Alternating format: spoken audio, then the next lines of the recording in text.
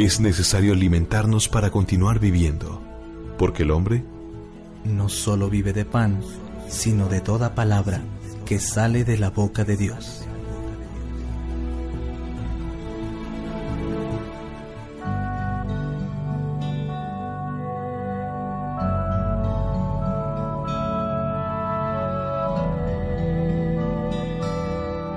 Lectura del Santo Evangelio según San Juan, capítulo 1, versículos del 29 al 34. Al día siguiente, Juan vio a Jesús que se acercaba a él y dijo: «Miren, ese es el Cordero de Dios que quita el pecado del mundo». A él me refería yo cuando dije: «Después de mí viene uno que es más importante que yo, porque existía antes que yo. Yo mismo no sabía quién era, pero he venido bautizando con agua, precisamente para que el pueblo de Israel lo conozca». Juan también declaró: «He visto al Espíritu Santo bajar del cielo como una paloma y reposar sobre él. Yo todavía no sabía quién era, pero el que me envió a bautizar con agua me dijo: aquel sobre quien veas que el Espíritu baja y reposa, es el que bautiza con Espíritu Santo. Yo ya lo he visto y soy testigo de que es el Hijo de Dios». Palabra de Dios, te alabamos, Señor. En el Evangelio del día de hoy encontramos una expresión que no es fácil comprender si no se conoce la historia de la salvación. Si ya la conoces, inmediatamente comprendes por qué se refiere a Jesucristo como Cordero de Dios. Juan el Bautista el día de hoy, cuando ve a Jesucristo, dice: ese es el Cordero de Dios. ¿Por qué es el Cordero de Dios? ¿Para qué sirve el Cordero dentro de lo que es el culto o la religión de los judíos? Si tú ya tomaste el curso de la historia de la salvación, comprendes que un cordero era aquel que se ofrecía a Dios como ofrenda para expiación de los pecados. Ahora, ya no se va a ofrecer un cordero como tal, un animal como tal, que de hecho fue lo que se utilizó para la liberación del pueblo de Israel. Te acordarás que el pueblo de Israel permaneció 430 años en Egipto, viviendo como esclavos, sí. Después viene Moisés, tiene que liberar al pueblo de Israel de Egipto, sacarlo de ese país, pero antes de que salga de ese país tiene que pasar el ángel exterminador. El ángel exterminador tiene que pasar por las casas, pero en las casas donde encuentre la sangre del cordero que se ha inmolado, que se ha sacrificado, ahí no va a entrar el ángel.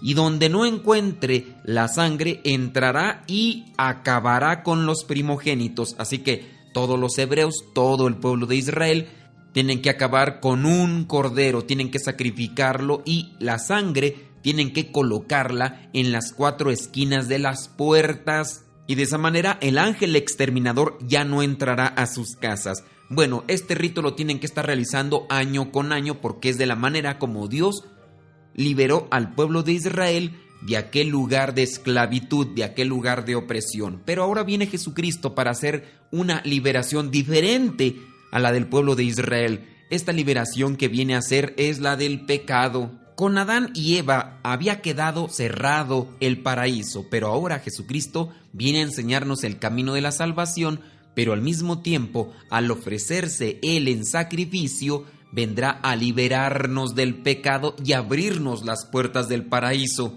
Pueden venir aquí muchas preguntas, por ejemplo, ¿a dónde iban las personas en ese tiempo cuando todavía no se abrían las puertas del paraíso? Te puedo decir rápidamente, iban al Sheol, al lugar de los muertos, pero ahora con el sacrificio de Jesucristo se viene a abrir las puertas del paraíso. Él es el Cordero de Dios. Dios mismo va a presentar a su Hijo en sacrificio para liberarnos de la opresión del pecado, de las garras del demonio.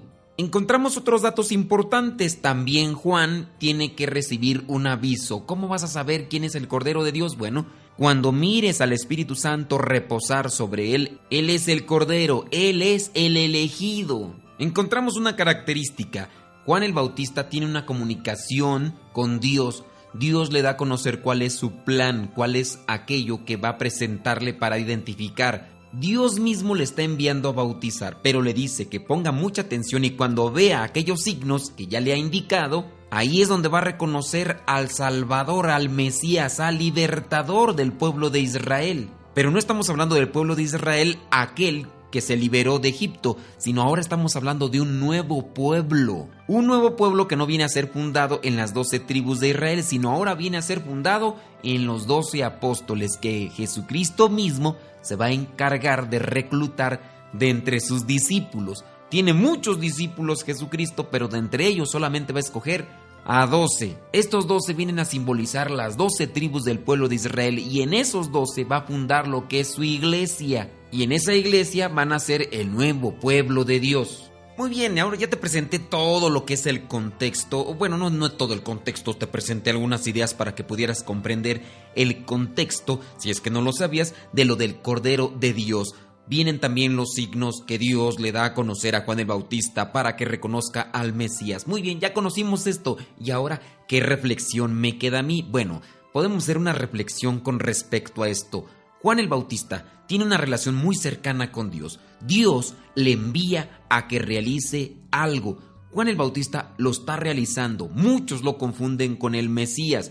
Piensan que él es el Salvador, pero siempre dice: yo no soy, viene otro detrás de mí. Y cuando lo ve, dice: él es. Ese es el Cordero de Dios. ¿Qué nos da a conocer esa reflexión? Bueno, ciertamente Dios siempre nos va a estar pidiendo algo. Aprendamos de Juan el Bautista a no colgarnos o a no presumir con sombrero ajeno, como dicen allá en mi rancho. Muchos talentos nos ha regalado Dios, pero ¿para qué nos ha regalado esos talentos? Para anunciar su reino, para cumplir con una voluntad que tiene Dios sobre cada uno de nosotros. Ahora, lo que hay que hacer es darle crédito a Dios y no andar ahí presumiendo como si las cosas fueran por nuestros propios méritos o fueran de nosotros. Aprendamos de Juan el Bautista que dice: yo no soy, él es, viene otro detrás de mí. Que nosotros podamos hacer un servicio, que podamos presentar un servicio con los dones que Dios nos ha dado, pero que sepamos que estos que tenemos, estos talentos que tenemos,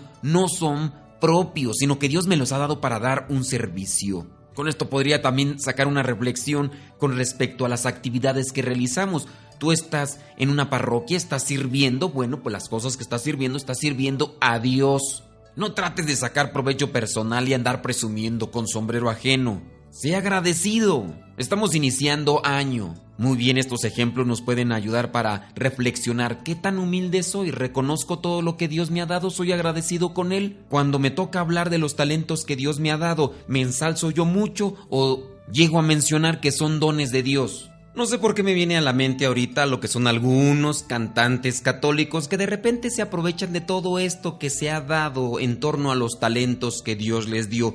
Sacan provecho personal. Son muy egoístas y es algo que Dios les ha dado. Si las personas te siguen a ti porque cantas a Dios, cantas muy bonito, de alguna manera con tu voz, haces llegar un mensaje a los corazones de las personas. Bueno, ten presente que eso te lo ha dado Dios. No para que abuses, no para que te aproveches de las personas, sino para que anuncies el reino de Dios. No solamente sea en la manera de cantar, sino cualquier otro don que Dios nos haya regalado. Que lo pongamos al servicio para ayudar a hacer crecer el reino de Dios aquí en la tierra, pero principalmente para acercar a más personas a la iglesia. ¿Te imaginas qué hubiera hecho Juan el Bautista si estuviera contaminado y al tener a toda esa gente que le seguía, ya tenía muchos seguidores?